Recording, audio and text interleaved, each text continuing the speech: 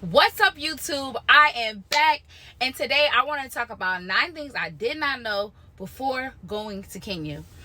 First and foremost, I want to say God bless Kenya, and at the same time I also want to say please pray for Kenya. I know that they're going through something. I've seen some news about protests and everything like that.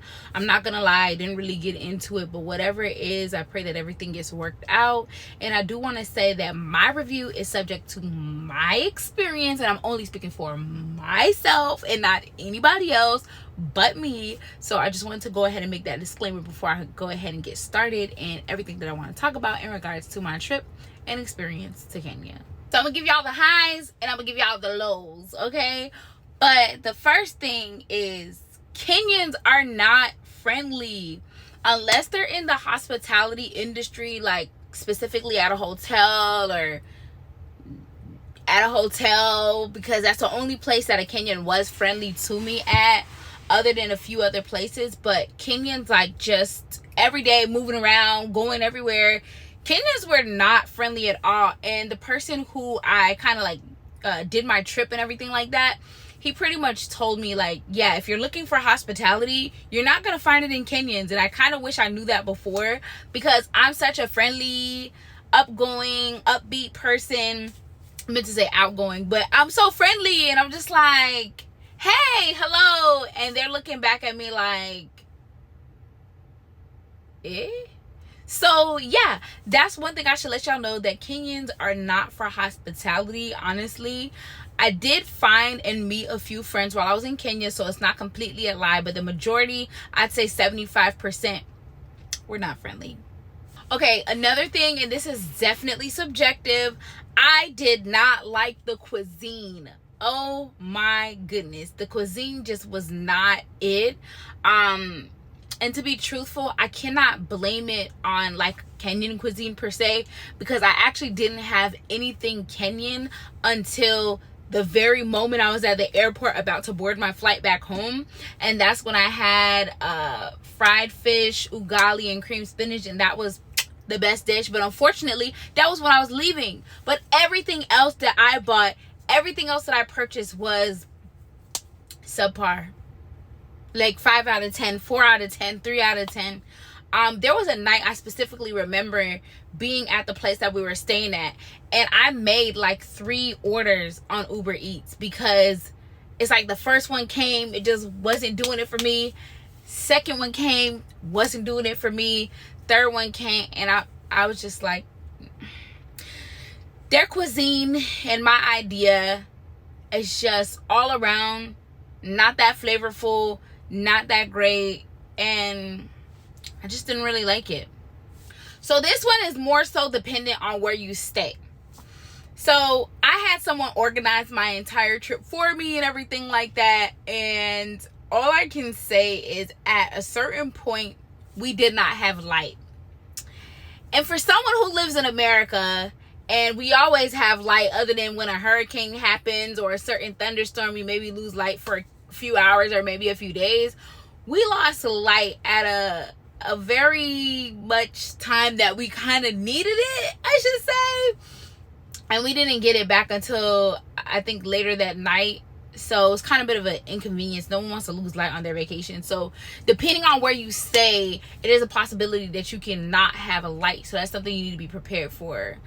It just wasn't fun, because when you don't have light, you'll think, okay, well, it's daytime, but when you don't have light, you can't cook, you can't use electronics, you can't watch TV, you can't charge your phone. There's so many things you can't do when you don't have light. So not having light is not cool, and I'm not used to that. But all I can say is that was quite the experience. Okay, so another downside is that you cannot just drink any water there. I don't care who you are, but if you are not from there, you cannot just drink any water. You have to be specific in the water that you're drinking, and you have to make sure that you're drinking bottled water. So that means you have to be on your P's and Q's. So if you go to a restaurant even, or if you go somewhere that serves water, just anywhere, you have to be completely careful, because it may not be bottled water and you can get sick. Even down to the ice that they make, you have to be careful, because obviously they use their water to make ice. So honestly, getting drinks there, getting water, it wasn't hard because they have a lot of markets and places that you can go to. But obviously it's annoying when you run out, because guess what, you have to go back. So yeah, it's like, I didn't really like that. I like being able to just kind of have a little thing of water and calling it a day. But most of the waters were kind of sold singly. And yeah, that was quite the experience. But you cannot just drink any water out there. Even the water in the sink to rinse out your mouth, it was recommended by my physician not even to do that. They advised me to use bottled water. So again, that's why I said you never know when you're gonna run out, because now you're using water to even brush your teeth or boil tea or make noodles, because at one point I had to make noodles because that food just wasn't so great. So yeah, I would say that the water is sketchy and you have to be very careful about that factor. And it's something that has to be at the top of your mind in almost every little thing that you do. So not everything was bad. Okay, not everything was low. We got some highs. So one thing I could definitely say I appreciated was most of the attractions that we went to were fairly cheap.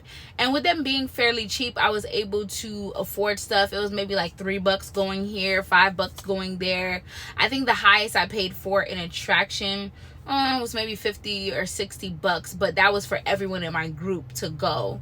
So honestly, everything was fairly cheap, and the attractions were so worth it. Honestly, they were so worth it. So not only were they affordable, but they were beautiful. It was fun. We had a good time. I mean, it was awesome. My favorite part was the monkeys, because they were just running around everywhere. Like, you're never gonna find that here in America, for real.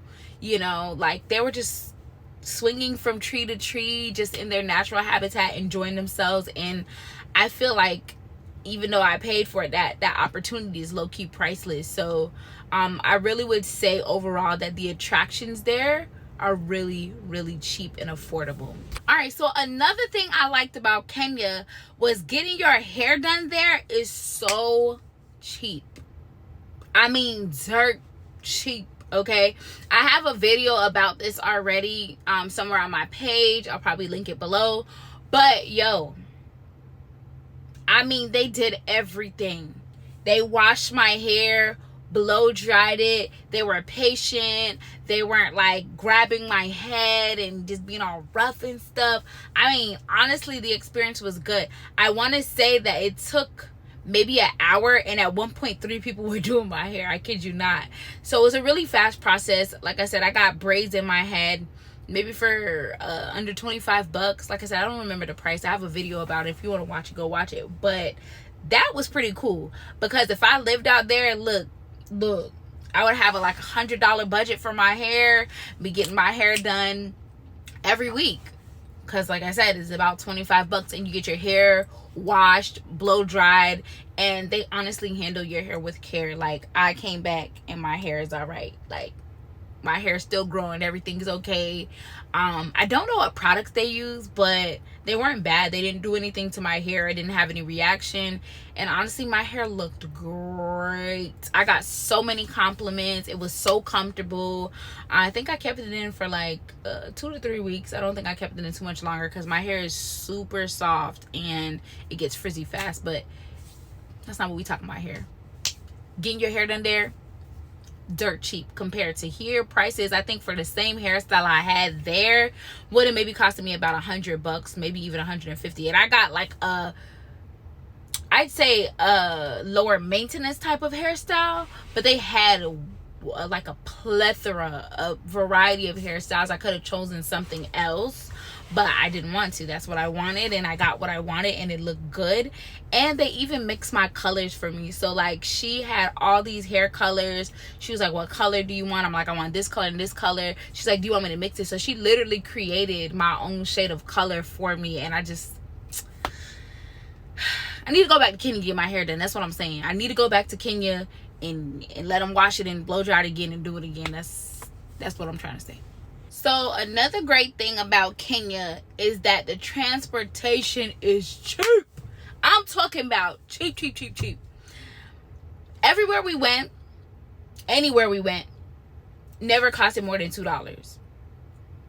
I kid you not. Like, if I could show you my Uber, like my Uber history, I could not figure that out. Like, what is wrong with me? But if I could show you my Uber history, I could show you, like, nothing was more than about $2. I think the most expensive thing was the ride to the airport, because it was like 30 to 45 minutes. It was like $11, but it's still, to me, an airport ride from where I live at, I'm about 30 to 45 minutes. We're looking at about 50 to 60 bucks. So, I mean, their prices are remarkably great over there for transportation. Everything was fairly cheap. And then you have the option to choose between 3 types of cars. They have one, I don't remember what the other 2 were, but they have one called a Chap Chap. And let me tell you something, do not choose Chap Chap if you're not ready for a bumpy ride, because those cars are generally smaller and they are like what they sound like, a little Chap Chap. We got in one day after, I think it was after getting my hair done, believe it or not. And we were heading to the mall, and I felt every crack, crevice, bump, everything that was in the road, you name it, pop hole, whatever you want to call it. I felt every single thing in that little Chap Chap, boy. I said, what I won't do is book another one of these, but it's the cheapest option on their Uber thing, and I just wanted to give it a shot. It's not that great, but it was cheap, and everything else was cheap.